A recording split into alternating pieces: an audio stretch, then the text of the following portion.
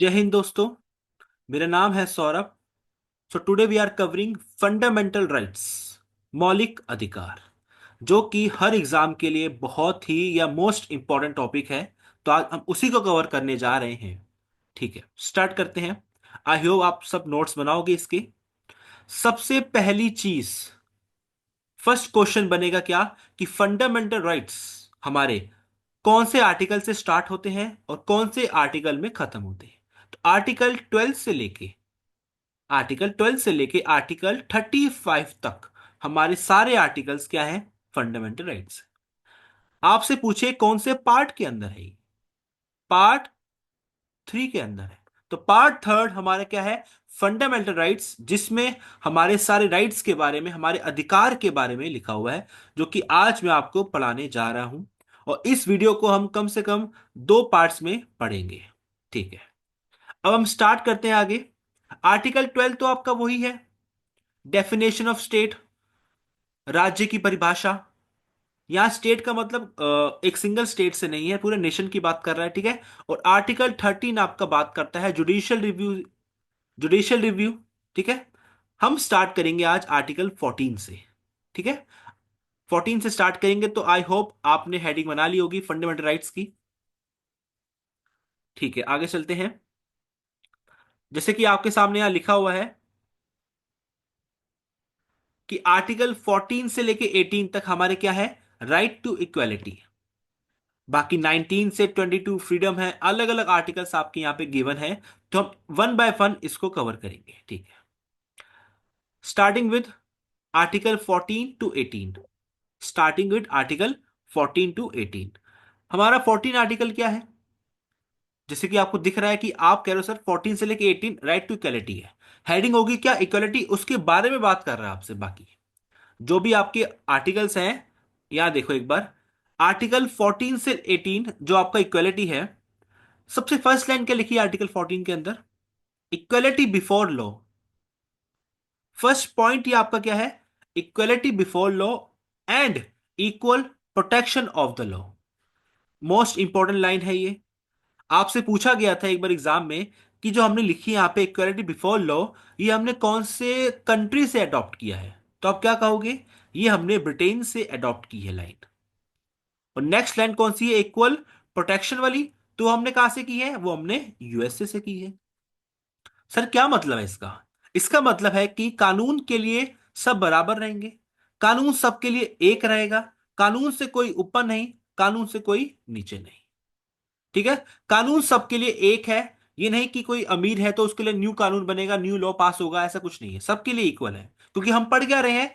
Equality, समानता। तो समानता सब में रहनी चाहिए, एक समान, ना कि उसके पास ज्यादा या उसके पास कम।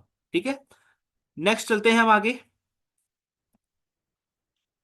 आर्टिकल 14 आपको यही कहता है कि हमें किसी भी चीज को लेके भेदभाव नहीं करना, हर इंसान को हमें इक्वल ट्रीट करना है, हर पर्सन को हमें इक्वल ट्रीट करना है, उसको प्रॉपर अपने, यहां लिखा ना, इंडियन की टेरिटरी के अंदर किसी पर्सन को हमने क्या नहीं करना?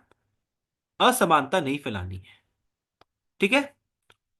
आर्टिकल 15 इसी के पार्ट्स हैं। 14 जो है ना आपका, उसके 4 पार्ट्स हैं, 15, 16, 17 और 18। ये सब अलग अलग बातें करते हैं।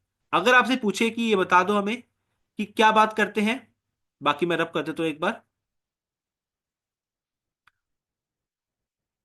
15, एक ट्रिक है मेरे पास, अगर आप, मैं बता देता हूं आपको। DOUT, doubt. मैं साफ लिखता हूं, एक सेकेंड। एक ट्रिक है मेरे पास, आप उस ट्रिक से याद कर सकते हो। क्योंकि आर्टिकल जो 15 है आपका, जो आर्टिकल 15 है जो आपको दिख रहा है, वो डी है। ठीक है। 16 क्या है आपका? ओ। 17 क्या है आपका? यू। और 18 क्या है आपका? टी। डाउट के हिसाब से आप याद कर सकते हो उसको। ठीक है। D4 सामने का लिखा है आपके यहां पे, D4 डिस्क्रिमिनेशन, भेदभाव। एक बात बताओ, अगर देश के अंदर, हमारे कॉन्स्टिट्यूशन के अंदर, हमारे इंडिया में अगर इक्वलिटी है, समानता है, तो फिर डिस्क्रिमिनेशन किस बात का? डिस्क्रिमिनेशन का मतलब क्या हुआ? भेदभाव। जो कि होते हैं, जो कि नहीं होने चाहिए, किसको लेके? रेस को लेके, कास्ट को लेके, सेक्स को लेके, या प्लेस ऑफ बर्थ को लेके, या धर्म को लेके हमारे संविधान में होते हैं। लेकिन लिखा क्या है कि समानता होनी चाहिए, असमानता नहीं होनी चाहिए। किसको लेके? इन सब चीजों को लेके। हमारे भारत में डिस्क्रिमिनेशन नहीं होना चाहिए। वो किसकी बात कर रहा है? प्रोहिबिशन की बात कर रहा है, हटाने की बात कर रहा है कि हमारे कॉन्स्टिट्यूशन के अंदर या हमारे इंडिया में इन सब को लेके डिस्क्रिमिनेशन नहीं होने चाहिए। रेस को लेके, कास्ट को लेके, प्लेस ऑफ बर्थ को लेके, जेंडर को लेके, धर्म को लेके भेदभाव नहीं होने चाहिए किसी प्रकार के। कोई भी इंसान, कोई भी व्यक्ति इससे स्ट्रगल ना करे। क्योंकि अगर भारत में समानता है तो भेदभाव किस बात का? आप खुद ही सोचो ना। तो आर्टिकल 15 आपको बात करता है डिस्क्रिमिनेशन से। वन लाइन एग्जाम में क्वेश्चन बनेगा आपका कि डिस्क्रिमिनेशन आर्टिकल कौन से पार्ट में है, तो क्या लगाओगे? पार्ट 3। कौन से आर्टिकल में है, तो क्या लगाओगे? आर्टिकल 15। या किसका पार्ट है? राइट टू इक्वलिटी का पार्ट है। तो क्वेश्चन ऐसे बनते हैं आपके एग्जाम। आई होप सो आपको क्लियर होगा। आर्टिकल 15 क्या कहता है आपका? डिस्क्रिमिनेशन, की इंसान को किसी भी कास्ट चीज को, या फिर हमारे कोई भी स्टेट हो या कुछ भी हो, उनको धर्म को लेके, रेस को लेके, कास्ट, सेक्स और प्लेस ऑफ बर्थ को लेके कोई भी भेदभाव नहीं रखने हैं। प्रोहिबिशन की बात कर रहा है आपसे यहां पर। आई होप आपको ये पॉइंट क्लियर होगा। अब हम नेक्स्ट चलते हैं। मैंने आपको ट्रिक क्या बताई है? मैंने आपको ट्रिक क्या बताई थी? डाउट। डी कंप्लीट हो गया हमारा। ओ, ओ फॉर क्या बना हमारा? यहां पे लिखा हुआ है 16 आर्टिकल में, नीचे देखो, ओ फॉर अपॉर्चुनिटीज, अवसर मिलना। किस चीज को लेके? सब सिटीजन्स को मिलना चाहिए, चाहे वो कोई भी एम्प्लॉयमेंट हो या अपॉइंटमेंट हो किसी भी ऑफिस को स्टेट के अंदर। मतलब कि सिंपल लैंग्वेज में अगर बताऊं आपको, कि अगर कोई भी गवर्नमेंट स्कीम आ रही, गवर्नमेंट लॉन्च कर रही है कुछ भी, आपका आपको एक प्रकार का अवसर मिल रहा है, तो वो सबके लिए इक्वल रहेगा। उसमें हर कोई इंसान पार्टिसिपेट कर सकता है। आप ऐसा नहीं कहोगे कि ये लोग ये नहीं कर सकते, वो नहीं कर सकते। हम पढ़ क्या रहे हैं? इक्वलिटी, समानता है। तो कोई भेदभाव नहीं होना चाहिए किसी भी प्रकार का। अगर कोई स्कीम है, कोई गवर्नमेंट का कुछ भी लॉन्च कर रही है, कुछ भी ऐसा कर रही है आपके, जो आपके लिए कोई अवसर लेके आ रही है, तो आपको या सबको इक्वल उसको सम्मान करना है, इक्वल ट्रीट करना है, सरकार को या लोगों को। इसमें कोई भी ऐसा पर्सन नहीं होगा जो कि असमानता वाला फैलाएगा। ठीक है? मतलब कि अगर कोई कल को कोई भी अपॉर्चुनिटी आती है, तो वो सबके लिए इक्वल रहेगी, किसी के लिए असमान नहीं रहेगी, सबके लिए बराबर रहेगी, इक्वल रहेगी। ठीक है? तो ये है हमारा ओ। तो डी हो गया डिस्क्रिमिनेशन, ओ हो गया हमारा अपॉर्चुनिटीज। अब कहोगे सर नेक्स्ट क्या है हमारा? ये सब किसके पार्ट चल रहे हैं? इक्वलिटी के पार्ट चल रहे हैं, जो कि हमने क्या पढ़ा था आर्टिकल 14 के अंदर। आर्टिकल 14 से 18 पढ़ रहे हैं हम। 14 क्या पढ़ा हमने? इक्वलिटी का, before law, protection of law बताया, ब्रिटेन से लिया, अमेरिका से लिया। 15 पढ़ा अभी आपने, डिस्क्रिमिनेशन। 16 पढ़ा आपने क्या? अपॉर्चुनिटीज। अब बारी है किसकी? 17 पढ़ने की। अब हम पढ़ेंगे क्या? 17। 17 आर्टिकल आपके सामने यहां लिखा हुआ है। मैं रब कर देता हूं इसको, एक मिनट। ट्रिक याद रखना, DOUT, डाउट। याद करने के लिए ना एक थोड़ी सी ट्रिक है। ठीक है? इससे आप शायद कभी भूलोगे नहीं, आपको कंफ्यूजन रहे कि पहले कौन सा आर्टिकल आएगा। डिस्क्रिमिनेशन पहले है, टाइटल्स पहले है, क्या पहले है, अपॉर्चुनिटीज पहले है, तो आप उस ट्रिक के हिसाब से ना आप कभी भूलोगे नहीं। ठीक है? नेक्स्ट क्या है आपका? आर्टिकल 17। आपने पढ़ा ट्रिक डी, ओ पढ़ लिया। You, you for untouchability. आपने काफी सुना होगा अनटचेबिलिटी के बारे में। इसकी हिंदी आप कह सकते हो छुआछूत। कि लोग क्या कहते थे, इसको भी हमें एबॉलिश करना है। पहला पॉइंट क्या लिखा है? Abolition of untouchability. मतलब कि अभी हम क्या पढ़ रहे हैं? अभी हम क्या पढ़ रहे हैं? इक्वलिटी पढ़ रहे हैं। जब भारत में इक्वलिटी है, तो फिर अनटचेबिलिटी, अनटचेबिलिटी किस काम की है? जब लोग, जब हमारा संविधान, हमारा लॉ हर पर्सन को इक्वल ट्रीट कर रहा है, तो उसमें अनटचेबिलिटी कहां से होगी? जो कि आप कहोगे कि आप ये मत करो, आप वो मत करो, आप मंदिर मत आओ, आप हमें टच मत करो, हमारा धर्म भ्रष्ट हो रहा है, ये सब बातें हमें नहीं करनी है। हमें सबको, हर हर पर्सन को इक्वल, इक्वलिटी के साथ हमें क्या करना है? हर पर्सन को इक्वल लेके चलना है। असमानता नहीं फैलानी है हमें। ठीक है? अनटचेबिलिटी को लेके कि आप मंदिर नहीं जा सकते, आप ये नहीं कर सकते, आप वो नहीं कर सकते, तो आपको ये सब क्या है? ऑफेंस है आपका, पनिशेबल ऑफेंस है। यहाँ लिखा है आपका अकॉर्डिंग टू लॉ। अगर हम देखिए आर्टिकल 70 के अकॉर्डिंग, अगर कोई भी ऐसा पर्सन करता है तो वो क्या है? ऑफेंस है, पनिशेबल है वो आपका। क्योंकि हमारे संविधान में, हमारे लॉ में ये चीज लिखी हुई है कि आप नहीं कर सकते, क्योंकि देश में क्या है, इक्वलिटी है, समानता है, हम उसको भंग नहीं कर सकते। ठीक है, 17 आई होप आपको क्लियर होगा। डी ओ यू, अब क्या बचा लास्ट, डी कंप्लीट हो गया, ओ कंप्लीट हो गया आपका, और यू कंप्लीट हो गया, डाउट थी ना, डी, टी फॉर टाइटल्स। यहां भी बात कर रहा है किसकी, एबॉलिश की, कि टाइटल्स को एबॉलिश किया जाए। अब मुझे बताओ कि टाइटल्स, कौन से टाइटल की बात आपसे यहां पे कर रहा है, कौन से टाइप की टाइटल की बात कर रहा है, टाइटल कौन से हैं आपके। जैसे सपोज करो मैं एक टीचर हूं, मैं आपको पढ़ा रहा हूं, कल को मैं कहूं कि मैं डॉक्टर हो गया, मेरा नाम है सौरभ, टीचर हूं, अगर मैं कहूं डॉक्टर सौरभ तो ये कैसे लगेगा। आप कहो सर आप डॉक्टर हो ही नहीं, तो आप डॉक्टर क्यों कह रहे हो। तो टाइटल मैंने क्या किया, फेक टाइटल लगा लिया अपने नाम के आगे, जो चीज में जो चीज में बस है ही नहीं, जो चीज मैंने अर्न ही नहीं करी है, उसका टाइटल मैं अपने नाम के आगे कैसे लगा सकता हूं।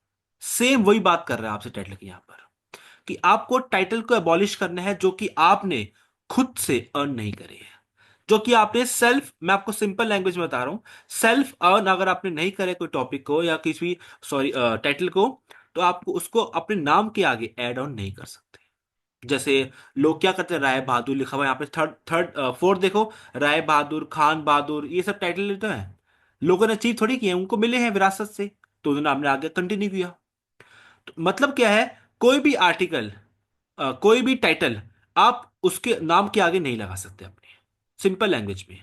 अगर आपने उस टाइटल को अर्न करा है अपनी मेहनत से, अगर मैंने डॉक्टर की डिग्री ली है, डॉक्टर की पढ़ाई करी है, तो मैं अपने नाम के आगे डॉक्टर लगा सकता हूँ, कोई इशू नहीं होगा उसके अंदर। ठीक है। और ऑप्शन नंबर फिफ्थ क्या लिखा है आपका, कि इसमें पद्मश्री, पद्म भूषण, पद्म विभूषण, भारत रत्न जैसे टाइटल नहीं आएंगे, वो तो आपने खुद से अर्न करे हैं ना, तो वो तो आपको टाइटल मिलेंगे। जो आपने खुद से अर्न नहीं करे हैं और फिर भी आप अपने नाम के आगे लगाते हो, उस चीज से बात कर रहा है, वो एबॉलिश की बात कर रहा है।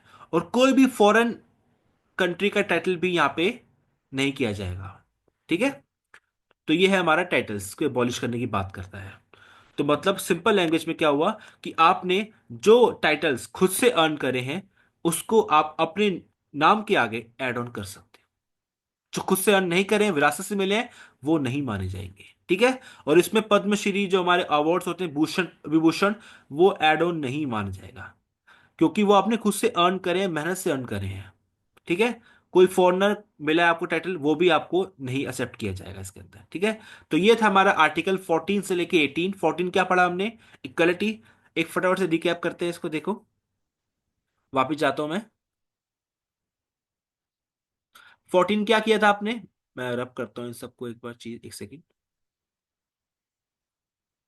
14 क्या पढ़ा था आपने, equality before law and equal protection of law, जो कि हमने ब्रिटेन से और अमेरिका से लिए हैं।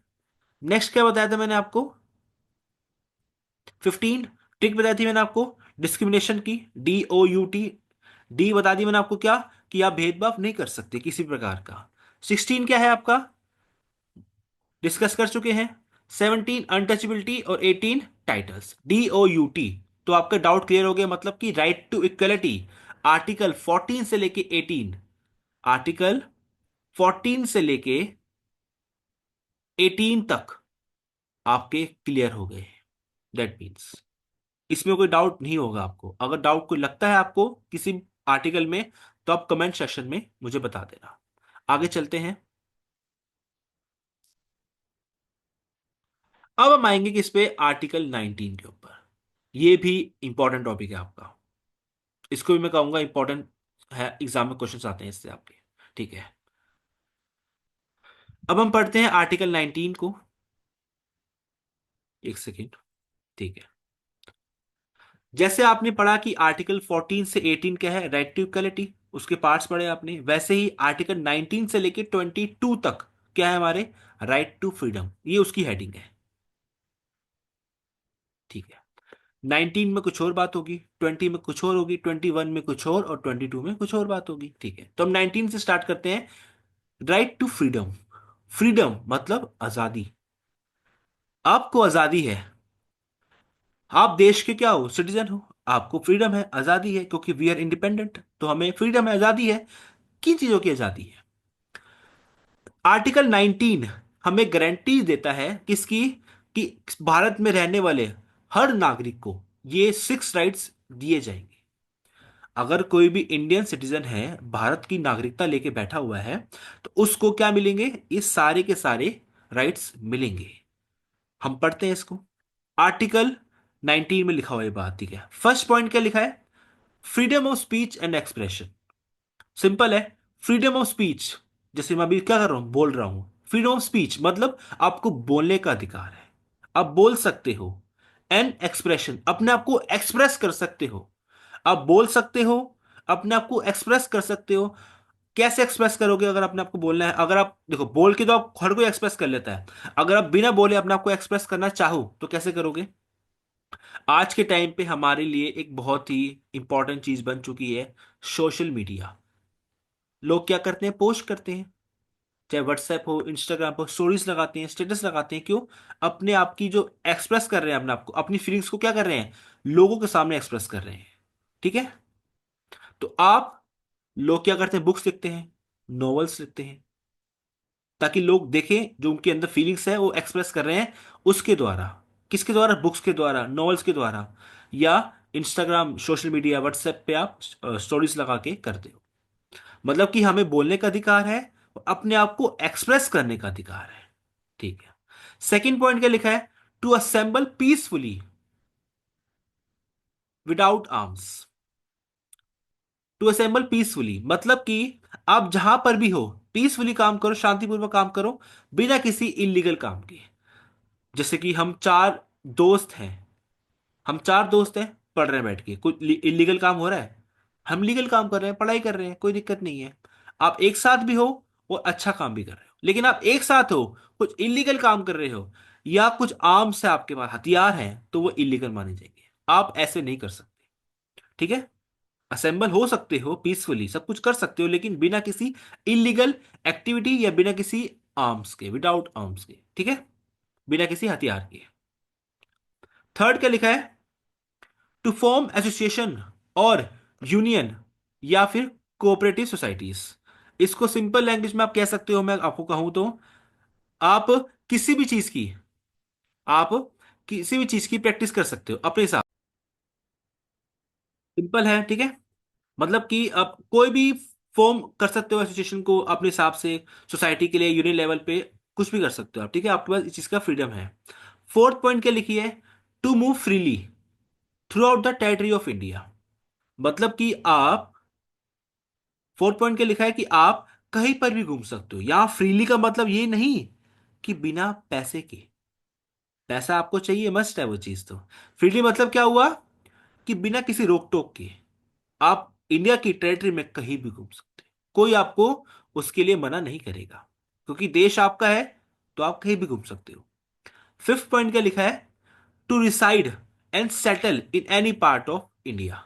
आप इंडिया के, पहले क्या लिखा था फर्स्ट पॉइंट? कि आप कहीं भी घूम सकते हो। फिफ्थ में क्या लिखा है? रिसाइड की बात कर रहा है, कि बसने की बात कर रहा है। तो आप इंडिया के किसी भी कोने में जाके कहीं पर भी बस सकते हो।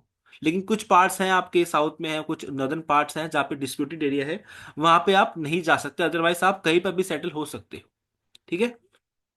सिक्स पॉइंट का लिखा है? To practise any profession. आप किसी भी प्रोफेशन की प्रैक्टिस कर सकते हो, वो आपकी मर्जी है। आप कुछ भी चाहते हो, ट्रेड करना, बिजनेसमैन, ऑक्यूपेशन, जो भी आप चाहते हो, जैसे आप गवर्नमेंट जॉब की तैयारी करो तो कोई रोकेगा नहीं आपको, आपकी आपको फ्रीडम है चीज का। आप किसी भी प्रोफेशन को प्रैक्टिस कर सकते हो, जो भी आपको मन चाहे, आपका जिस पे आपका इंटरेस्ट है या पैशन है, जिस पे आपका दिल लगता है, उसको आप फॉलो अप कर सकते हो अपने फ्यूचर के लिए। ठीक है। तो ये था हमारा आर्टिकल 90, जिसमें 6 पॉइंट्स आपके गिवन है। आई होप आपको ये 6 पॉइंट्स क्लियर होंगे। जो कि आर्टिकल 19 बात करता है किस बारे में? राइट टू फ्रीडम के बारे में, जो कि आर्टिकल 19 से लेके 22 तक है। आगे चलते हैं।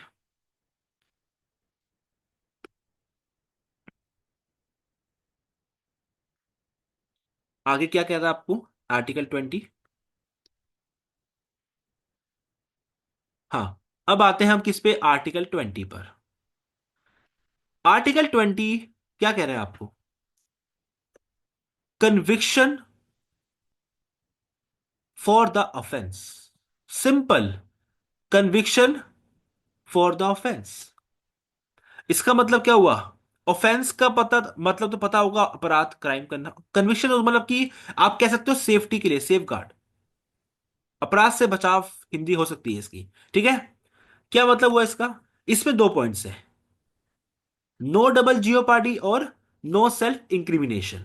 तो आपका जो कन्विक्शन ऑफ ऑफेंस है आर्टिकल 20, वो अपराध से बचाने की बात करता है आपसे, ऑफेंस से। क्या बात करता है? No double jeopardy. नो का मतलब आपको पता है नहीं, डबल मतलब दो, जियोपार्डी का मतलब क्या होता है?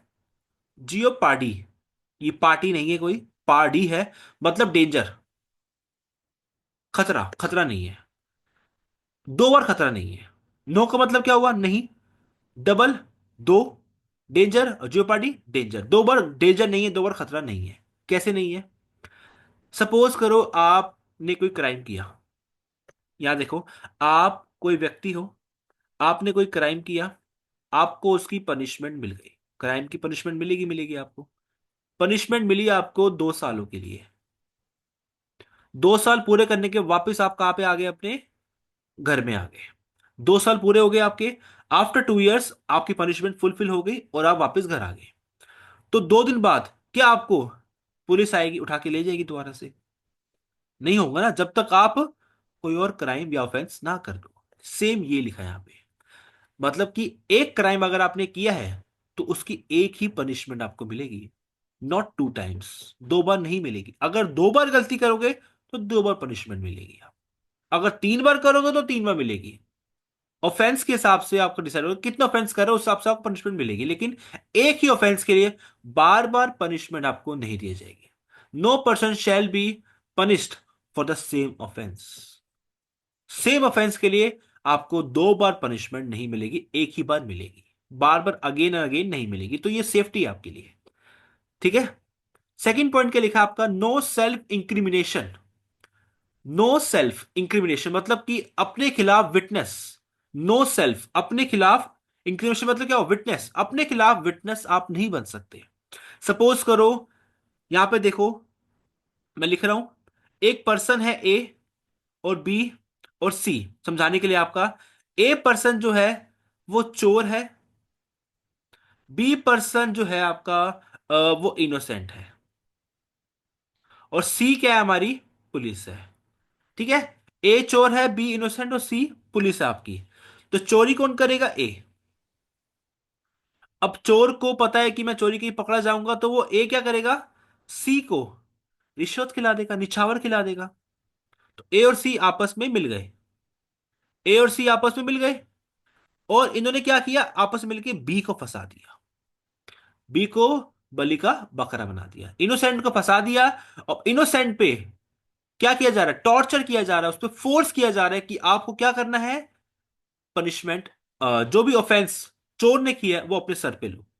इसका बेस्ट एग्जाम्पल है, अगर आपको समझना है, तो एक मूवी है जय भीम, मे भी आपने देखी हो। जय भीम, इसकी जय भीम मूवी है जिसमें सेम ऐसा बताया गया है। चोरी कोई और करता है, चोर ने पैसे खिला दिए किसको? पुलिस वाले को। और इन्होंने एक ट्राइबल को फंसा दिया, इनोसेंट को फंसा दिया, और उसको इतना मारा, इतना मारा, जो कि उसने क्राइम किया ही नहीं वो चीज, उसको कितना मारा कि उसको मार ही डाला, खत्म ही कर दिया उसको। ठीक है, तो ये हमें बचाता है इस चीज से। अगर कोई भी आपको ऐसे फोर्स करता है अपने खिलाफ विटनेस बने से, जो काम आपने किया ही नहीं, विटनेस कैसे बन जाओगे? जो काम मैंने किया ही नहीं है तो मैं अपने खिलाफ गवाही कैसे दे दूंगा? कोई अगर करता पाया जाए तो आप उसके खिलाफ कंप्लेंट कर सकते हो। तो आपको ये उससे बचाता है कि आप अपने खिलाफ विटनेस नहीं बन सकते किसी भी हालत के अंदर, जो क्राइम आप। आई होप आपको ये क्लियर होगा। अब नेक्स्ट चलते हैं हम आर्टिकल 21 की ओर। 21 हमें क्या कहता है? Protection of life and personal liberty. जो भी आपकी लिबर्टी है उसके बारे में बात कर रहे हैं, कुछ पर्सनल लिबर्टी की बात कर रहे हैं इसमें। ये आर्टिकल बहुत ही रेयर है पूछा जाए। इसमें ना वैसे 34 पॉइंट्स गिवन है आपके, इस आर्टिकल में 34 पॉइंट्स गिवन है आपके, जो हमें बताते हैं right to privacy, right to shelter, right to go abroad. आपको क्या क्या राइट्स मिलते हैं अपनी पर्सनल लिबर्टी के लिए, जो आप पर्सनली कर सकते हो अपने लेवल पर। आप बाहर जा सकते हो, बिजली यूज करोगे आप, छत चाहिए आपको, बोलने का अधिकार है, काफी बातें इसमें लिखी है। टोटल 34 पॉइंट्स का ये ग्रुप है पूरा। ठीक है, इसी के अंदर आपका इसके बाद अब यहां देखो एक बार, आर्टिकल 21 है और 21 के बाद क्या आता है, 22 आता है, सीक्वेंस ऑर्डर में देखे तो। लेकिन एक आर्टिकल की यहां पे एंट्री होगी जिसको हम कहते हैं 21A। आज हम 21A तक कंप्लीट करेंगे। इसके आगे का मैं आपको नेक्स्ट वीडियो में कंप्लीट करवाऊंगा। आर्टिकल 21A जो कि बनाया गया है, पहले नहीं था। आपको एक बात पता होनी चाहिए कि 21A का मतलब क्या हुआ कि ये पहले से नहीं है, इसको जोड़ा गया है, ऐड किया गया by using amendment. By using amendment. अगर हमें कॉन्स्टिट्यूशन की हिस्ट्री में कुछ भी चेंज करना है, बदलाव करना है, तो उसके लिए हमें क्या करना पड़ता है, अमेंडमेंट लेके आना पड़ता है बदलाव के लिए। जैसे आपके व्हाट्सएप पे या इंस्टाग्राम पे अपडेट्स आते हैं, कुछ नई नई चीजें आती हैं, वैसे ही कॉन्स्टिट्यूशन में क्या आती है, कुछ चीजें हटती हैं, उसको रिप्लेस किया जाता है किसी नई चीजों से, तो उसको कहते हैं अमेंडमेंट से चीज होती है। और ये हमारे आर्टिकल 368 के अंदर है। हम आर्टिकल 368 से कुछ भी अमेंडमेंट कर सकते हैं देश के अंदर, लेकिन पार्लियामेंट से अप्रूवल लेना होगा with the help of special majority. इसको भी हम पढ़ेंगे, ये भी टॉपिक लेके आऊंगा आपका अमेंडमेंट्स के ऊपर, इंपॉर्टेंट अमेंडमेंट्स लेके आऊंगा, स्पेशल मेजोरिटी या मेजोरिटी का टॉपिक लेके आऊंगा, सारे टॉपिक्स हम करेंगे पॉलिटिकल वन बाय वन, ठीक है। तो 21A क्या कहता है आपको, इसने कहा है कि पहले ये जान लो कि 21A आया कैसे है। तो ये आया है, लिखा है यहां पे 86th अमेंडमेंट से आया है। 86th। अगर आपसे पूछे कि हमारे इंडिया में करंट करंट या प्रेजेंट कितने अमेंडमेंट हैं, हो चुके हैं, तो आप क्या कहोगे, 106। 106 अमेंडमेंट हो चुके हैं अभी तक टिल नाउ। ये नहीं कि एक अमेंडमेंट के लिए, एक चेंज के लिए एक अमेंडमेंट, एक अमेंडमेंट से काफी ज्यादा बदलाव किए जाते हैं आपके, ठीक है। 5 चीजें हैं, 10 चीजें हैं, 15 चीजें हैं, 20 चीजें हैं, तो एक अमेंडमेंट लेके आएंगे और उस अमेंडमेंट से सारे हम क्या कर देंगे, बदलाव कर देंगे। तो 86 अमेंडमेंट भी आया था हमारे एक, 86 नंबर का सीक्वेंस के अंदर। इससे पहले आपके 85 तक आ चुके थे, इसके बाद भी आपके 20 और आए हैं, 106 तक है ना। 86 अमेंडमेंट आया कब आया, ये 2002 में, जैसे कि सामने लिखा हुआ है 2002 के अंदर आया। 86 अमेंडमेंट 2002 से हमने क्या किया, आर्टिकल 21A को इंसर्ट किया किसके अंदर, हमारे फंडामेंटल राइट्स के अंदर, एक न्यू आर्टिकल हमने बनाया, ठीक है। अब अगर बात करें कि ये आर्टिकल कहता क्या है हमें, ये आर्टिकल बात करता है एजुकेशन के ऊपर। ये आर्टिकल बात करेगा हमारा किसके ऊपर, जो अभी आप कर रहे हो मेरे साथ, शिक्षा, ठीक है। एक सेकेंड, यहां पे मैं आपको दिखा देता हूं। अच्छा, मैंने ऐड नहीं किया, ठीक है, मैं आपको ये मैं एक्सप्लेन कर देता हूँ, एक सेकेंड देखो। अब आप लिखो हेडिंग बना के, 86 अमेंडमेंट आया। 86 अमेंडमेंट आया, उसने क्या किया, आर्टिकल 21A को इंसर्ट कर दिया। और 21A के अंदर हमने क्या लिखा, जो कि नीचे लिखा हुआ है कि 6 to 14 ईयर्स, 6 से 14 साल के बच्चे को क्या मिलेगी, प्राइमरी एजुकेशन देना किसका हक है, यहां लिखा हुआ है स्टेट का हक है। 86 अमेंडमेंट से आर्टिकल 21A को हमने इंसर्ट किया और क्या कहा कि 6 to 14 ईयर्स के बच्चे को, या बच्चे बच्चे को क्या मिलेगी, फ्री, जैसे यहां लिखा हुआ है फ्री एंड कंपलसरी मिलेगी। कौन देगा, स्टेट देगी। यहां स्टेट का मतलब गवर्नमेंट से कह सकते हो। आपने देखा होगा कि सरकारी स्कूल होते हैं ना, गवर्नमेंट स्कूल, तो वो क्यों होते हैं, इसीलिए होते हैं कि जो माँ बाप, जो पेरेंट्स अफोर्ड नहीं कर पाते ना, किसको, प्राइवेट को, तो वो क्या करते हैं, गवर्नमेंट चूज करते हैं। तो उसी के लिए गवर्नमेंट स्कूल बनाए गए, ताकि बच्चों को प्राइमरी एजुकेशन मस्ट है, देनी चाहिए, ठीक है।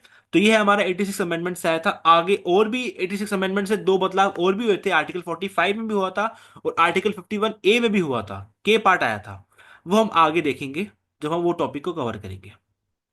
तो आज के लिए हम इतने ही करते हैं, 21A तक हमारा हो चुका है। नेक्स्ट वीडियो में हम आगे के आप आर्टिकल्स को कवर करेंगे फंडामेंटल राइट्स के। आई होप आपको सब कुछ क्लियर होगा। और कोई भी अगर आपको डाउट लग रहे हैं इसके अंदर, तो आप कमेंट सेक्शन में बता दो, तो मैं आपकी डाउट को नेक्स्ट वीडियो के अंदर क्लियर कर दूंगा। Thank you. जय हिंद।